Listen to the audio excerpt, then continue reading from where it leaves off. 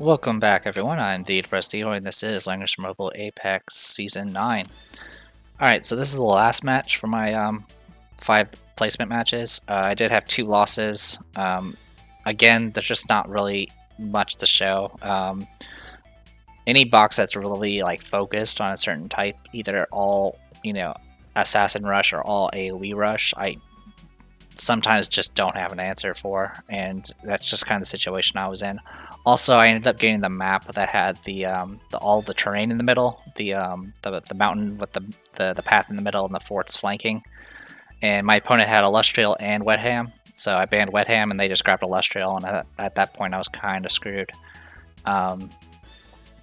There's just not much I can do about a lot of the rush strats. I did get to try out Narm a few times. She did get some kills, but unfortunately she's just kind of limited, which is unfortunate. The other reason I wanted to keep Narm in is not just that she can guard bypass against flyers, but if I'm not going up against a Hilda, she could potentially disable guard just by doing her mobility debuff, which can be pretty helpful.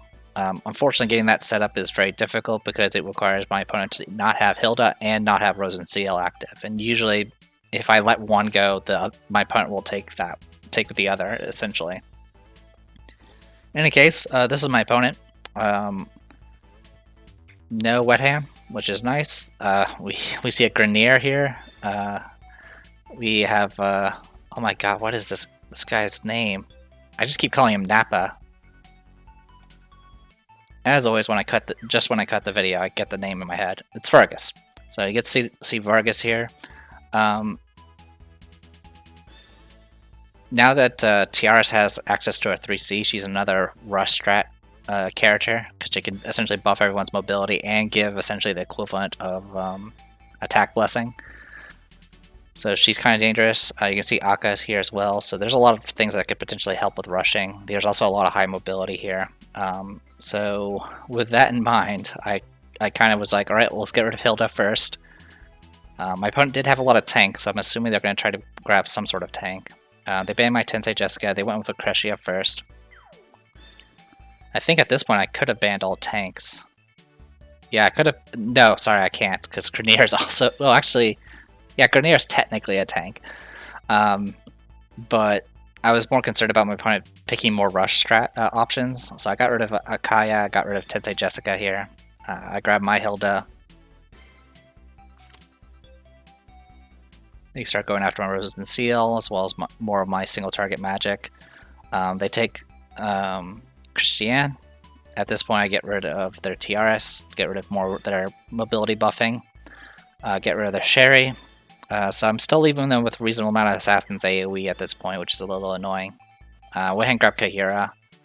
Even against Christiane's aura, I did want to at least have some sort of high mobility guard bypass available. Also, if I was going to get hit with any sort of AoE, I wanted to have her talent to heal it as best as possible. They went ahead and knocked out 2 of my other 2 healers, so I have only Sissy White left. They take Rose and Seal. So at this point, I get rid of Clotaire and is it Bernhardt? Yes, it's Bernhardt. One, because they're both Empire faction, but also they're both really nasty AoEs. Bernhardt's just really, really tanky and hard to deal with, especially since now I rely on Amazon champions for most of my DPS, or at least for my offensive soldiers. Grabbed Sissy White because I had to at this point. I could have grabbed maybe Marielle as just a healer if I needed to, but I didn't exactly want to rely purely on Marielle for healing. At this point, they went ahead and banned my Helena and my Sherry. They take Florentia. Fortunately, they do have a faction buff if they want to give Florentia some help.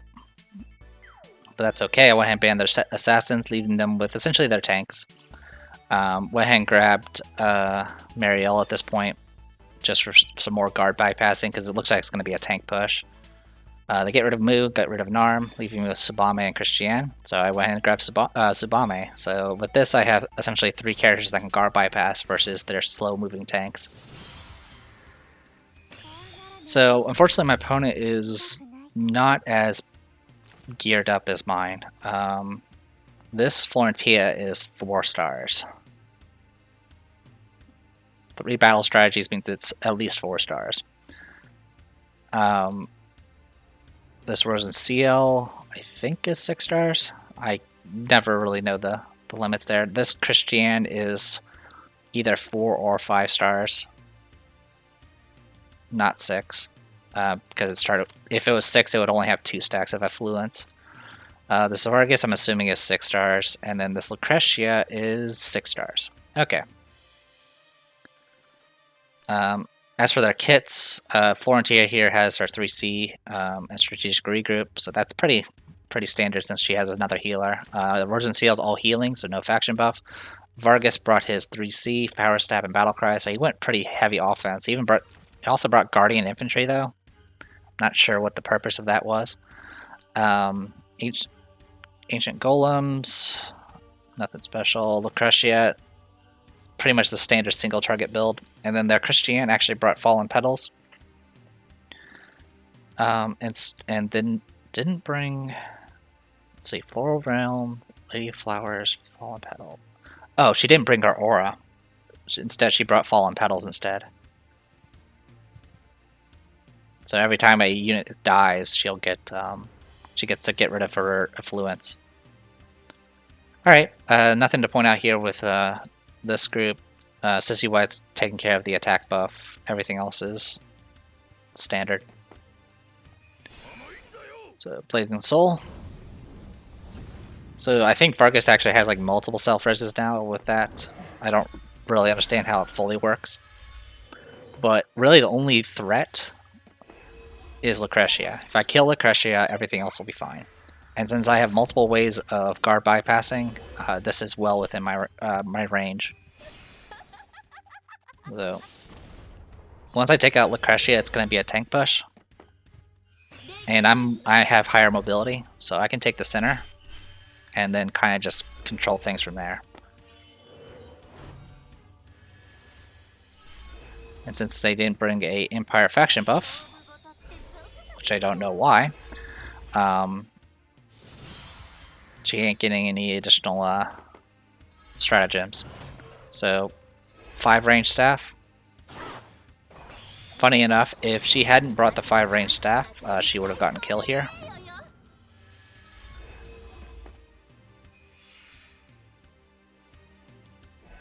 So, almost got killed, but not quite enough. Alright, so at this point, I'm in range to go ahead and kill that ancient Arcane Golem.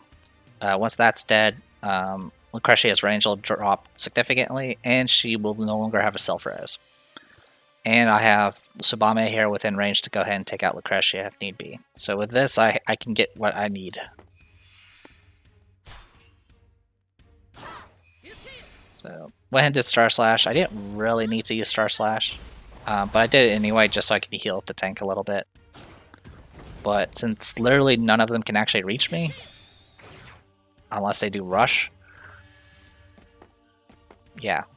So at this point they can't even reach me.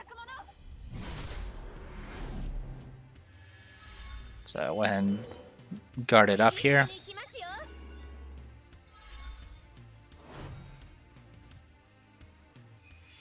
Puts Rush on Lucretia, which is fine. Lucretia has no AoEs. She is technically within range to attack again. I did forget about that part. She does have the extended range staff. So, all crystalled up here. At this point, I go ahead and do long-term investment just because I can.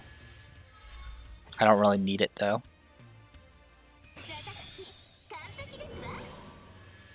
Alright, and she's down to 1 affluent stack, so she does have self-res up and running. I went ahead and moved up just to get in range.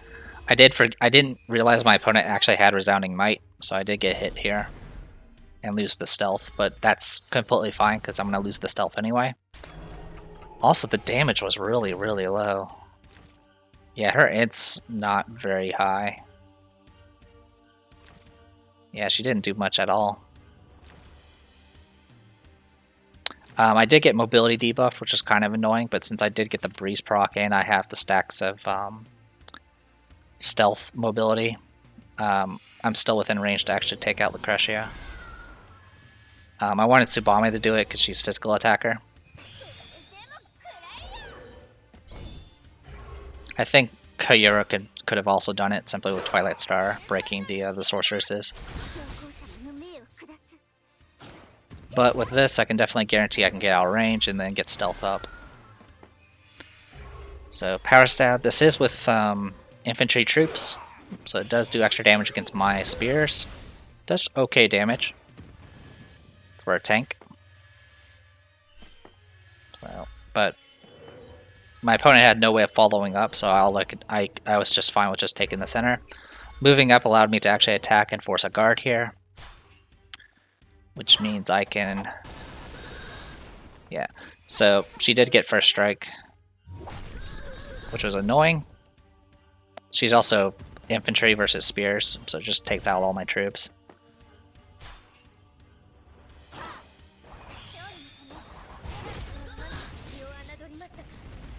But thanks to all that. So I actually didn't need the guard bypass because the 3C actually disabled. It actually removed her guard. So yeah, if you look, she doesn't actually have guard active. Also, when she ran out of affluence stacks, there was enough female units to go ahead and give... when counterattacking, she will always attack first and do extra damage. So that's what happened there. So at this point, since she had no guard, I was like, alright, well, I'll just attack you normally.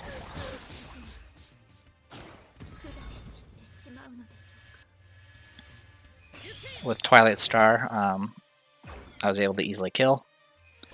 And then I moved in and was like, alright, well, I have enough coins to go ahead and get my 3C active. I do have Juggler plushie, that's why it's two turns instead of one. So she has like plus 30% attack now, or int in this case. So since normal attacks are enough to kill, I just went in and killed. At this point, my opponent gave up. Like even before I finished the teleport, she gave up. Yeah, there it goes. So yeah, I mean, it's to be expected. My opponent left me with 3 assassins. With Christiane, if the intention was to grab Christiane as a tank and have angels, I think probably going after the physical assassins first, and then leaving me with some of the spellcasters like Tensei Jessica would probably have been a little bit smarter. It's hard to say, but angels with the Christiane aura. They just tank magic so well. But since she didn't do any of that, she decided to ban my mages and take Christiane. It didn't go anywhere because I was just like, all right, I'll grab my physical assassins and kill all your mages. But it is what it is. So I'm not going to show the defeats, but I will show the boxes for them. So I want to go ahead and show that off real quick. So the first defeat that I ran into. So it's this map, Wendy Outpost. My opponent does have Illustrial, and you can kind of see what the box is here. Like all high mobility single targets, essentially, or characters that can help everyone else's mobility. Yeah, this is just pure assassin madness. If you take a look, what happens is I grab Wet Ham here. They banned my Hilda, so I grab Christiane. My Christiane got one-shotted by the Rosen CL. Like this particular group was pretty powerful. Also, I think this was one of the people that probably went to the finals last season. I think I recognized the name. But yeah, it did not go well. I did try to make up for it by taking some of my own high mobilities. But the fact of the matter is with SP Elwyn here, he literally was able to buff everybody. Like he actually got the perfect faction spread. So even without a tank, he still had a faction buffer, and essentially just had 5 attackers versus my essential not that many. So, like I said, it was just I managed to get like maybe I got first kill, simply because my tank self-res. But after that, I just didn't have the momentum to keep it up. They had longer legs than me, and so they just outranged me and eventually just rushed me down. Even with the stealth I had on Tsubame, it wasn't enough. And then this opponent was kind of a different annoyance, which was just super amounts of AoE here. My biggest mistake was I was like, oh, I'll use Narm because they have some flyers. Vincent can self-res, so even if I had taken him out with Narm, it would have just been a self-res. And my opponent did take, I think, Lucretia first. No, they took Hilda. Yeah, they took Lucretia. I really should have taken... I should have banned their Lucretia first. I don't know why I let her stay alive. Or the thing that makes Lucretia so dangerous for my particular style is the simple fact that she can self-res. And then at this point, I just... Yeah, Bernhardt... Yeah, it was just a mess. I didn't really pick well. And I was trying to get a clean hit on Vincent with Narm, and I just couldn't do it. I also tried to take out their their Lucretia with my Tsubame only at half health, and it didn't happen. Anyway, just wanted to show those off. There's not really there wasn't much to show. I didn't stay in for long, but I did win 3 out of 5, which got me to Silver 1. The seasonal rewards for this is you got this is Oliver's skin, so I don't really care. The soldiers are pretty cool though. Skins for Elite Infantry and Empress's Personal Guard. You get Apex Sword Guards, which is pretty cool. So once I get 5 more matches in, I'll get this, which is kind of nice. As always, I'll try to get to Gold 3 just to get the extra benefits. But I've been pretty busy, so I'm not expecting to get too far. But overall, pretty good. As for the team, like I said, I'm not sure if I'm going to keep Narm in. I've been thinking about bringing back Shalinka. Having another assassin would always be helpful. And Shalinka can self-res. And since I have so many characters that can provide additional attack buffs, it's not a big deal that I don't have faction for her. The other option, of course, is we could always bring back Zerda, but at this point, Zerda is just kind of awkward to use. Like, even more awkward than Shalinka, simply because she has to be outside of threat range to get her additional mobility. And since my opponents tend to have a lot of mobility, it kind of tends to not go very well. So, I was considering some other options. Maybe bring it... I mean, I could technically bring in someone like SP Lana now, but her range doesn't... Her mobility and range just does not compare to what my mages can do already. Rose and Steel is pretty good. Pretty much the only reason I would bring Rose and Steel is to attempt to tank bust, because I don't really have any tank busters anymore, because the tanks are so strong now that Marielle usually can't kill them by herself anymore, and they usually have a self-res anyway. I was considering bringing in Varna, because that would give me AoE dispels, as well as a attack buff if I need it, and she's reasonably mobile, so that is a consideration. But if I am going to replace Narm, it probably will be with Shalinka. Shalinka's got a really unique kit, which is always fun to play around with. She now has access to I do have access to Faceless and Forest Night Elves, so I don't have to rely on Skeleton Knights anymore. I could use Heavy Infantry if I want to, since they're actually a bit built up now. But with this option, in combination with Fleeting Flash, she actually can be treated as flying, which could be kind of helpful as well. The only thing that's a little annoying about Shalinka is since I'm using boots for her mobility, I can't use Twilight Star, which Twilight Star is always good for breaking things like Glass Rights and Shrine Maidens and all that. But Shalinka can definitely tank bust if you let her.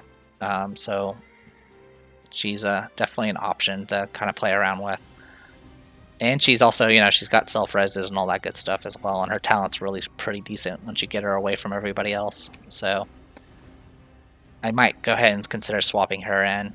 and seeing how she plays now that I don't really have any faction buffs for her.